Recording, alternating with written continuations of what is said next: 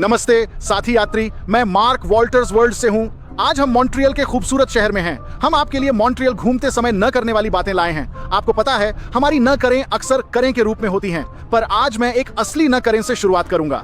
जब आप मॉन्ट्रियल आएं, और वो है जब भी आप किसी रेस्टोरेंट में जा रहे हो या किसी दुकान में, तो आप अंग्रेजी में जोर जोर से बोलना शुरू न करें। देखिए, ये कनाडा का फ्रेंच बोलने वाला हिस्सा है। हम क्यूबेक में हैं, हम मॉन्ट्रियल में हैं। यहाँ लोग फ्रेंच बोलते हैं, इसलिए आपको थोड़ी फ्रेंच बोलने की कोशिश करनी चाहिए। अब ये कहने के बाद चिंता न करें अगर आप फ्रेंच नहीं बोलते, क्योंकि यहाँ हर कोई काफी हद तक अंग्रेजी बोलता है। मॉन्ट्रियल में लोग अंग्रेजी समझते हैं, पर सिर्फ अंग्रेजी बोलना थोड़ा असभ्य माना जा सकता है। बोनजूर शुभ दिन, बोनस्वार शुभ संध्या, और खाने के बाद मर्सी धन्यवाद, या सिल्वू प्ले कृपया जैसे फ्रेंच शब्दों का प्रयोग करें। ये शब्द स्थानीय लोगों के साथ आपके संबंधों को बेहतर बनाने में मदद करते हैं। इसलिए मॉन्ट्रियल आते समय केवल अंग्रेजी पर निर्भर न रहें। आपको बस शुरुआत में कुछ फ्रेंच वाक्यांश बोलने हैं, उसके बाद आप आसानी से अंग्रेजी में बातचीत कर सकते हैं। घबराएं नहीं, लोग तुरंत समझ जाएंगे कि आप फ्रेंच नहीं बोलते हैं और वे आपकी सुविधा के लिए अंग्रेजी में जवाब देने लगेंगे। अब आपके लिए एक और महत्वपूर्ण सुझाव है। यदि आप यहाँ होंगे तो आप देखेंगे कि स्थानीय लोग अपनी साइकिलों को कितना पसंद करते हैं। आपको शहर भर में साइकिल लेन दिखाई देंगी, इसलिए जब भी गर्मियों में यहाँ आएं, साइकिल किराए पर लेना न भूलें, क्योंकि यह आसपास घूमने का एक उत्तम तरीका है। हालांकि साइकिल लेन के नियमों का पालन करना न भूलें। साइकिल लेन को कभी भी अवरुद्ध न करें, उसमें न चलें, उसमें खड़े न हों, स्कूटर न चलाएं, उसमें पार्क न करें और उसके साथ किसी भी प्रकार की छेड़छाड़ न करें। मॉन्ट्रियल के निवासी वास्तव में बहुत दयालु और शांति प्रिय होते हैं। वे गलती से भी किसी को परेशान नहीं करना चाहते। वे सिर्फ चाहते हैं कि उनकी साइकिल लेन का सम्मान किया जाए और उम्मीद करते हैं कि आप भी उसका आदर करेंगे। जब वे साइकिलों पर होते हैं और आप बिना साइकिल के साइकिल लेन में होते हैं, तो वे आपकी ओर आते हैं, समझे? इसलिए साइकिल लेन में बेवजह न रहें, ठीक है?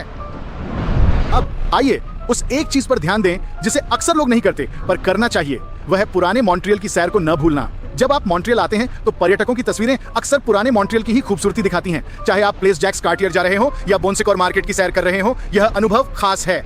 नोत्र दाम बेसिलिका की यात्रा भी अद्वितीय है, न केवल बाहरी सुंदरता के लिए बल्कि इसके भव्य आंतरिक सौंदर्य के लिए भी। हाँ, चर्च में प्रवेश के लिए कुछ शुल्क है, पर नोत्र दाम बेसिलिका के अंदर का दृश्य अत्यंत सुंदर है। यदि आप किसी प्रदर्शन के दौरान वहां जा सकें तो अनुभव और भी शानदार होता है। पुराने मॉन्ट्रियल में घूमना न भूलें। पुराने बंदरगाह की यात्रा मेरे पसंदीदा अनुभवों में से एक है, जो मॉन्ट्रियल की यात्रा का एक महत्वपूर्ण हिस्सा है और वास्तव में मनोरम है।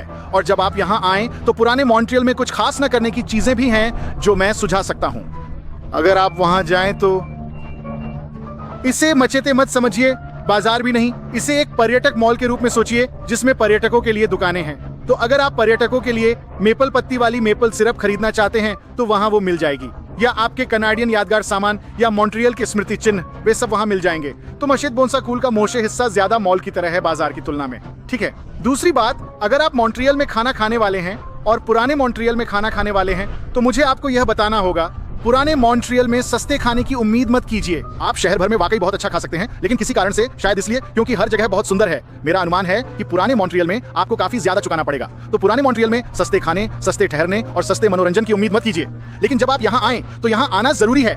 यहाँ देखने के लिए संग्रहालय हैं, वास्तुकला बहुत खूबसूरत है, यह वाकई एक शानदार जगह है। और जब मैं खाने की बात करता हूँ तो एक और बात जो मैं आपसे कहना चाहता हूँ वो ये है कि स्थानीय व्यंजनों को खाना न भूलें। लेकिन ज्यादा महत्वपूर्ण बात, बुरा मत मानिए अगर आप पर्यटकों के बीच प्रसिद्ध जगहों पर जाकर उन मशहूर व्यंजनों को खाते हैं, ठीक है? क्योंकि मॉन्ट्रियल आते समय आपको 3 चीजें जरूर खानी चाहिए। पहली, आपको मॉन्ट्रियल के बेगल्स जरूर खाने चाहिए। यहाँ के बेगल्स लाजवाब हैं। स्मोक मीट सैंडविच यहाँ आकर जरूर खाएं, यह बेहद शानदार होता है। फिर पोटीन ट्राई करें, जो फ्राइज पर पनीर और ग्रेवी का मिश्रण है। ये दोनों व्यंजन यहाँ के खास हैं और यहाँ ऐसी कई जगह हैं जहाँ आप इन्हें खा सकते हैं। यह व्यंजन शहर भर में मिलता है, पर कुछ जगहें इसके लिए विशेष रूप से प्रसिद्ध हैं। सोच रहे होंगे क्या लंबी लाइनों में खड़ा होना चाहिए? चिंता न करें, अगर आप लाइन में खड़े हों तो निराश न हो, क्योंकि यह वाकई लायक है। मान लीजिए आप स्मोक्ड मीट चाहते हैं तो श्वर्ट्स डेली जाना बेहतर होगा।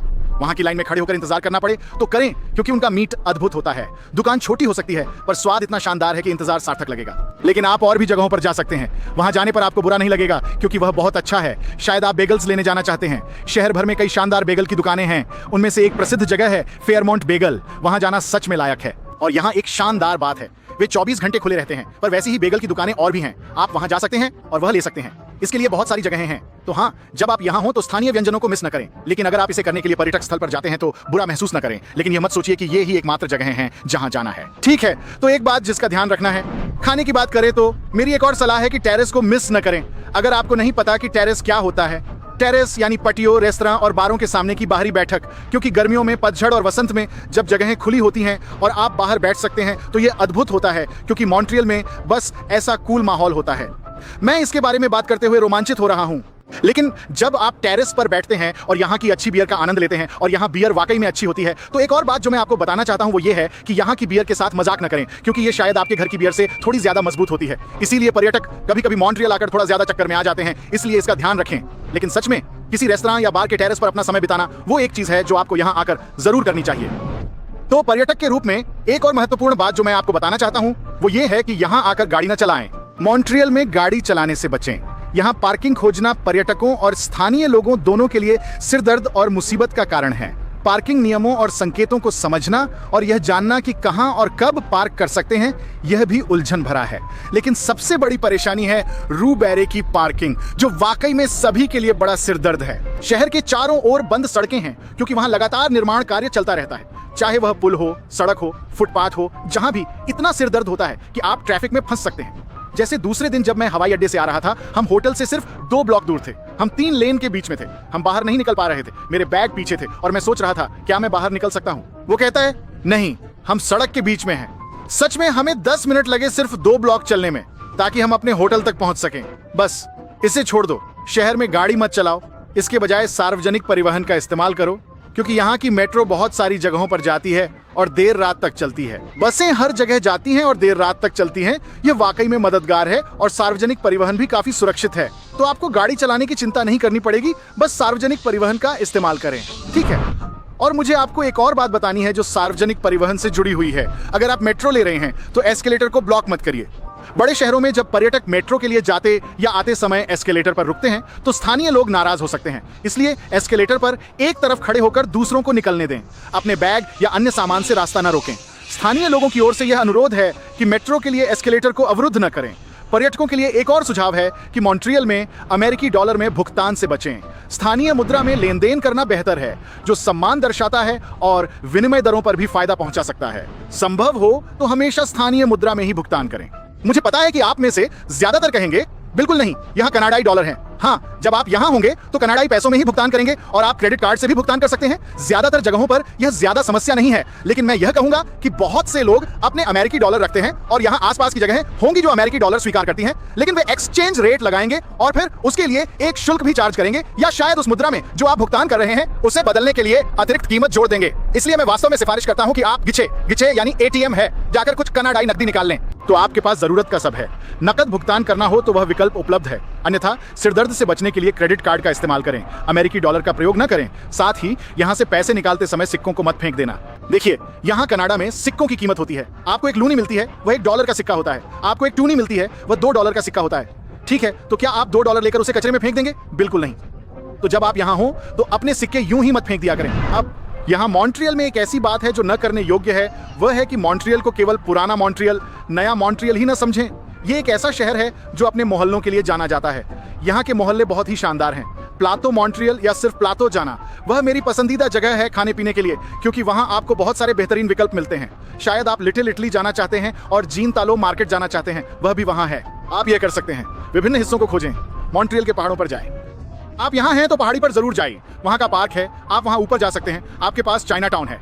जैसा कि मैंने कहा, लिटिल इटली, शहर के ये सभी अलग अलग हिस्से हैं। आप जा सकते हैं और खोज सकते हैं। तो केवल पुराने मॉन्ट्रियल में ही ना रुकें, बाहर निकलें और खोजें। सार्वजनिक परिवहन का इस्तेमाल करें या अपने 2 पैरों का, क्योंकि शहर वास्तव में बहुत चलने योग्य है। अगर इस शहर की गलियां आपको ज्यादा पसंद नहीं आ रही हैं, तो मेरे पास आपके लिए एक और सलाह है। मॉन्ट्रियल के हरे भरे स्थानों को नजरअंदाज ना करें। हाँ, वहाँ मॉन्ट रॉयल है, वही पार्क जिसके बारे में मैं बात कर रहा था। शहर के बीचों बीच आप जा सकते हैं, लेकिन शहर के आसपास और भी पार्क हैं। मैं दूसरे दिन ला फॉन्टेन पार्क में शूटिंग कर रहा था। आप द्वीपों पर जा सकते हैं, खोज कर सकते हैं, हाइकिंग कर सकते हैं और जगह जगह पर संग्रहालय भी हैं। बाहर आपके लिए बहुत कुछ है, cycle tracks, hiking trails, walking paths. आप यहाँ बहुत कुछ कर सकते हैं। क्या आपने मेरे पीछे जिपलाइनर्स को नहीं देखा?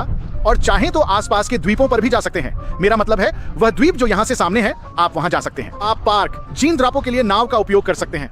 वहाँ आपको संग्रहालय मिलेंगे, साथ ही सुंदर रास्ते भी हैं जिन पर आप टहल सकते हैं और नाव की सैर का आनंद उठा सकते हैं। मेट्रो सेवा भी वहाँ तक जाती है। और जब आप मॉन्ट्रियल में हो और यदि आपको फूलों और पौधों में रुचि हो तो जार्डिन बोटानिक अवश्य देखें। ये वनस्पति उद्यान अत्यंत सुंदर है और यहाँ प्रदर्शित विभिन्न प्रकार के पौधे देखने का अनुभव निश्चित ही अद्वितीय है।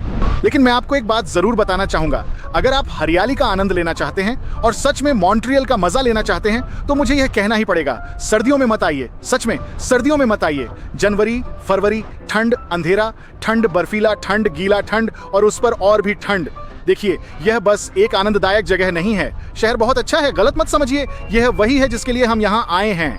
हाँ, आपको यहाँ सर्दियों में नहीं आना चाहिए और स्थानीय लोग भी आपको बताएंगे, देखिए हमारी सर्दियाँ बहुत खराब होती हैं। मेरा मतलब है, अगर आप सर्दियों में आते भी हैं तो सुनिश्चित करें कि आप भूमिगत शहर का इस्तेमाल करें जो इमारतों को भूमिगत जोड़ता है, जैसे कि वहाँ की दुकानें जो आपको मौसम से बचाने के लिए हैं, क्योंकि पर्यटकों के लिए यह खतरनाक हो सकता है जो सर्दियों की ठंड के लिए कपड़े पहनना और अनुकूलित होना नहीं जानते। अब एक और बात जो उन टेरेसों के साथ वाकई मददगार होती है वो हैं बाहरी पट्टियों। लेकिन वास्तव में साल के किसी भी समय सांका सेट के लिए देखना न भूलें। वह 5 से 7 बजे तक होगा। 5 से 7 ऐसा दिखेगा। सांका सेट यानी हैप्पी आवर। अगर आपको सांका सेट दिखे तो इसका मतलब है कि आपको कुछ पेय पदार्थों और कुछ खाने की चीजों पर अच्छी डील मिलने वाली है और यह वह समय होता है जब मॉन्ट्रियल के लोग बाहर जाकर सामाजिकता करते हैं। तो यह आपके लिए लोगों से मिलने का एक शानदार तरीका है। इसलिए अगर आप मॉन्ट्रियल में नए हैं तो यह स्थानीय लोगों से मिलने का अच्छा मौका है, या अगर आप यहाँ पर्यटक के रूप में आए हैं और स्थानीय लोगों से मिलना चाहते हैं तो यह भी एक अच्छा विकल्प है। तो सांका सेट हैप्पी आवर के उन डील्स को मत छोड़िए। और अगर आप पेय पदार्थों के लिए जगह ढूंढ रहे हैं तो मैं आपको एक बात बताना चाहूंगा, उम्मीद मत करिए कि आपको बहुत सारे स्थानीय लोग या कम से कम गैर छात्र स्थानीय और गैर पर्यटक दिखेंगे। वो क्लासेंट या क्रेसेंट स्ट्रीट पर, क्रेसेंट स्ट्रीट ज्यादातर कॉलेज के बाहर की तरह है, थोड़ा अपने में अलग। कॉलेज के छात्र और पर्यटक वहां जाते हैं, तो अगर आप अन्य पर्यटकों और कॉलेज के छात्रों के साथ समय बिताना चाहते हैं तो वहीं जाना चाहिए। लेकिन शहर के इन इलाकों में इतने सारे बार और रेस्तरां हैं, वहां जाकर घूमिए, आप लोगों से मिलेंगे और स्थानीय लोगों से भी मिलेंगे। आपका समय अच्छा गुजरे और एक समूह और एक अच्छी ब्रू मैं कहूंगा। तो चूंकि हम एक यात्रा चैनल हैं, मुझे लगता है कि यह वाकई महत्वपूर्ण है कि हम वास्तव में कुछ सांस्कृतिक अर्थ में देखने के लिए बहुत अच्छी चीजों का उल्लेख करें। और मुझे आपको बताना है, मॉन्ट्रियल में रहते हुए संग्रहालयों को मिस न करें।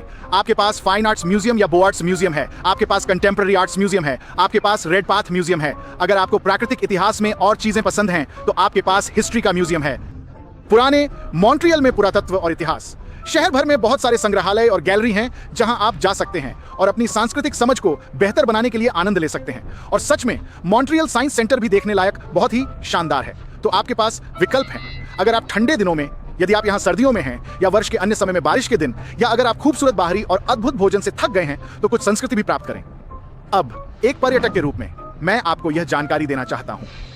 स्मृति चिन्ह खरीदने वाले के रूप में मैं आपको यह बताना चाहता हूँ, यहाँ आकर कोई भी स्मृति मेपल सिरप न खरीदें, क्योंकि पर्यटकों के लिए बेचा जाने वाला मेपल सिरप, चाहे आप जिप लाइन पर जा रहे हो या कहीं और, पर्यटक दुकानों में बेचा जाने वाला मेपल सिरप हमेशा महंगा होता है। मेरा मतलब है, वे ठीक तो होंगे लेकिन उनकी कीमत ज्यादा होती है। जैसे आपको 16 यूरो क्यों चुकाने चाहिए, क्योंकि मेपल सिरप मेपल पत्ती के आकार में है, जबकि आप स्थानीय दुकान से 6 यूरो में वास्तव में 3 या 4 गुना ज्यादा सिरप खरीद सकते हैं और घर ले जा सकते हैं। ठीक है, तो ये एक अनकरेन है जो मैं आपके लिए रखता हूँ। और फिर एक और अनकरेन जो मैं आपके लिए रखता हूं वह है, क्यूबेक की स्वतंत्रता के बारे में वास्तव में चर्चा न करें। मुझे पता है, मैं उस समय का बच्चा हूं जब स्वतंत्रता आंदोलन था और क्यूबेक को कनाडा से अलग करने की चल रही मुहिम थी। और मैं सच में कहूंगा, इस बारे में बात भी ना करें, इसे उठाइए भी नहीं, क्योंकि या तो लोगों को इससे सच में कोई मतलब नहीं होता या फिर वे इसके प्रति बहुत जुनूनी होते हैं और पर्यटक होने के नाते आपको शायद पता भी ना हो, इसलिए इस विषय से बचना ही बेहतर है। ठीक है, तो मॉन्ट्रियल आने वाले पर्यटकों के लिए आपके पास और क्या अनकरेंस हैं? कृपया नीचे कमेंट सेक्शन में हमें बताएं ताकि हम मदद कर सकें। यदि आप कनाडा में न करें की और जानकारी चाहते हैं तो कनाडा के न करें वीडियो देखें जो आपको यहां अच्छा समय बिताने में सहायता करेगा। मैं मॉन्ट्रियल से आपको अलविदा कहता हूं।